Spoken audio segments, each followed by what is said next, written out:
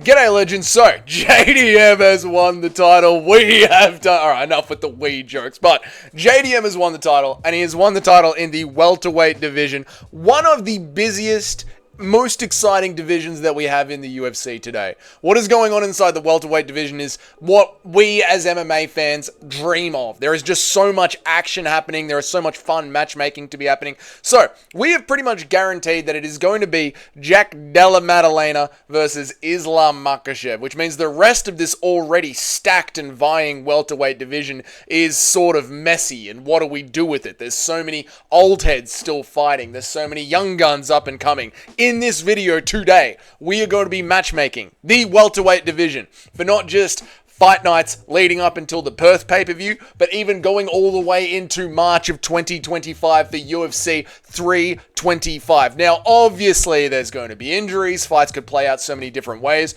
but if I was Dana White and Hunter Campbell in the war room, if we are here talking to Dougie White, this is how I would matchmake the welterweight division going forward for the next, essentially, 8 months. Let us get into it thusly, boys. Right, here it is. This is it, my welterweight division. We have got a Perth pay-per-view now. It was originally going to be a fight night, but I, Dougie White, have decided to upgrade this Perth October to a pay-per-view card. It is going to be Islam Makhachev against Jack Della Maddalena. We have got some slots and some other fighters here to figure out. There is also going to be a fight night as well. Now, the first one isn't going to be too controversial, right? It's already booked in. This one we already know is going to be happening. So this is quite simply, it is Joaquin Buckley versus Kamaru Usman. This one's easy enough to happen. It's when we start to get into the what do we do with the Sean Bradys, what do we do with the Ian Garrys, that things get a little bit more interesting. So, for the next fight night main event that should be happening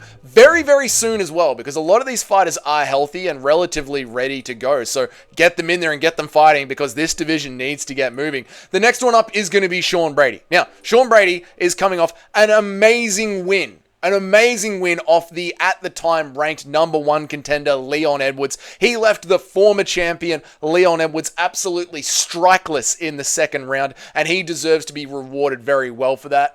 Ian Garry, he beat number 13th, Carlon Prates. Him deciding that just because I beat number 13th Carlon Prates, I should be getting a title shot next is ridiculous. Like, Ian Garry worked his way up into the top 5 of the welterweight division. He was number 7th, and he fought Shavkat Rakhmonov, who was ranked number 4 at the time, I believe. Shavkat was either ranked number 4 or he was ranked number 5 at the time, just off memory. But Ian Garry tried to break into that membrane of the top 5, and he failed. He lost to Ian Garry, right? He lost to Shavkat Rakhmonov. Sean Brady, he was fighting inside the top 5 against Leon Edwards, and he absolutely bloody succeeded. However, Shavkat has lost a bit of steam since the injury, and the division has gotten very, very busy again. So I do think Sean Brady versus Shavkat Rakhmonov is the bloody fight to make next. I think that is all. Shavkat must be healed up anytime now. Within the next couple of weeks, next couple of months, Shavkat should be ready to go and fight. Brady didn't sustain too many injuries against Leon Edwards in their last fight. These are two raging, number one, up-and-coming contenders. Have them fight each other. And then when you have got these 4 fights done here, you can have them as the feature fight, maybe even, well, it can't be the co-main event on the Perth card, because the co-main event on the Perth card is going to be Alexander Volkanovski versus Movsar Evloev. Volk's revenge on that card. Craig Jones versus Russia. Let's bloody go.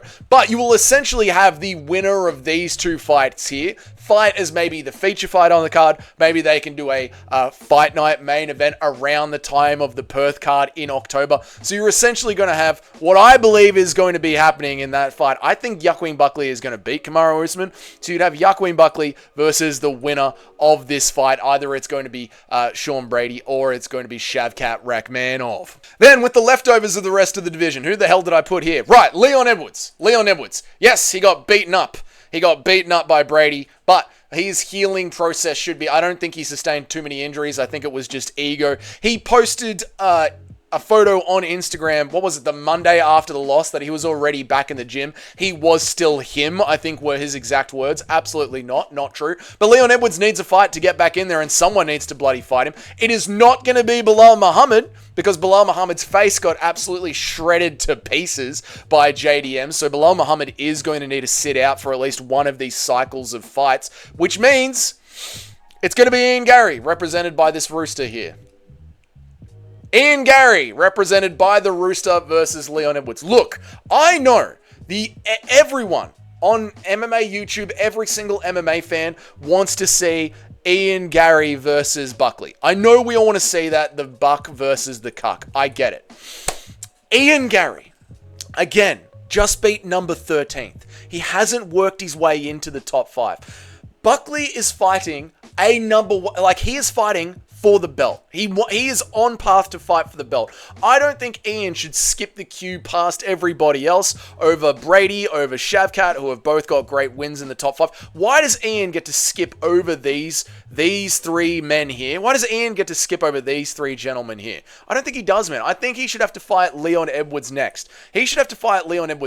So that'll leave us with a fight night that needs to get filled in while all this is happening here. While you've got JDM versus Islam, while you've got the winner of Brady versus Shavkat and Buckley versus Usman fighting for the number 1 title fight, which will happen a bit later on, then you're going to have this fight here happen, right? And this fight here that's going to happen is going to be the winner of this fight, this Leon Edwards, Ian Garry fight versus, coming back into the picture by then, who should have their face healed back up, should be Belal Muhammad. That's the way that it should go. And then we're going to transition even further down the line past Perth of October. Because guess what, boys? Jack Della Maddalena is going to beat Islam Makhachev. I believe it deep down in my soul. Jack Della Maddalena is going to beat Islam Makhachev. He's going to be ready to go again for March. Maybe that March card will be in Australia. Maybe it'll be in Miami. Who knows? But you are going to have the winner of Buckley and Brady and Shavkat. Whoever wins this little run of fights is going to be going in there. And just my little predictions right now, if I was predicting,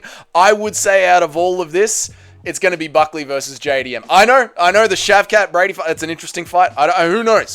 This is where things could start to get a little bit mixed up. But if I am Mystic Macking my way into the future, I think we're looking at a Buckley versus JDM fight in the future. Right, and then of course we've got that fight night that happens. Yeah, that fight night that happens. Is it going to be Ian Garry? Is it going to be Leon Edwards? Who knows? They're fighting Belal Muhammad. Essentially, you have got the loser of this tournament here, this Sean Brady Shavkat Rakhmonov tournament, whatever is going on here, the loser of that tournament fights Ian Garry.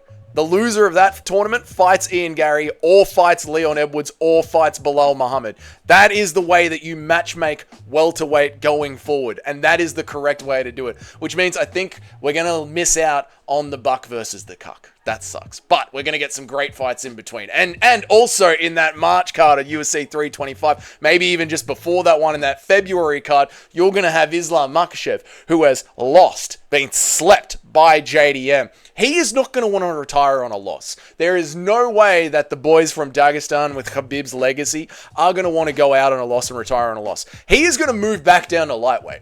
He's going to move back down to lightweight. And by then, we're going to have had Ilia Topuria defend his belt against Charles Oliveira. Who knows what would have happened in Ilia Topuria versus Arman Sarukian by then. But there's a good chance you're still going to be able to see Ilia Topuria versus Islam Makhachev. It's just going to be in early 2026. But this is the way that I see the welterweight division playing out, at least up until Perth. I think that it should be Usman versus Buckley, Brady versus Shavkat, Leon Edwards versus the Rooster.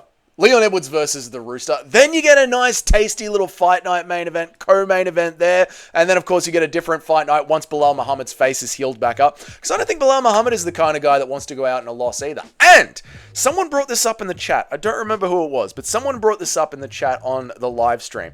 Ian Garry spent a lot of UFC 315's fight week poking fun at JDM and poking fun at Belal Muhammad, but he seemed to spend most of his time poking fun at Belal Muhammad.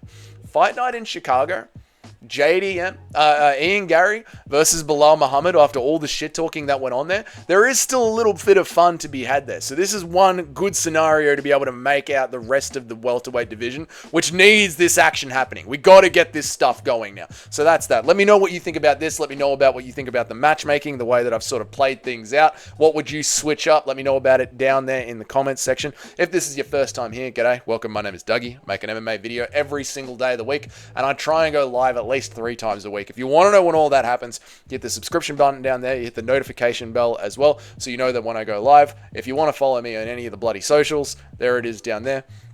If you can't be bothered leaving a comment, just like the video. That always helps the channel grow. And if you're one of the paying members of the channel, thank you so much. I appreciate you. And until then, I'll see you guys in the next video. Bye.